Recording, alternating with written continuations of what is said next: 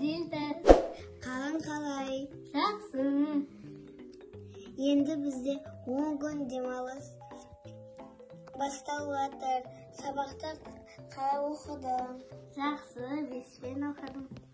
Мен де 5-пен оқыдым. Жүр, екеуміз 10 күн демалыста тамақ істеуді үйренейік. Мынау не? Мынау? Асқы.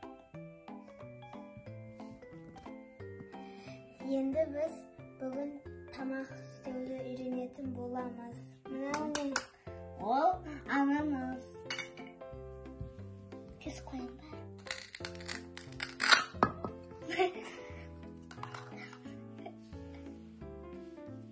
Мынау не? Ол киви. Киви.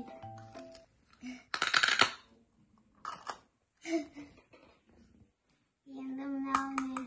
Алма. Енді екеуміз салат істейміз.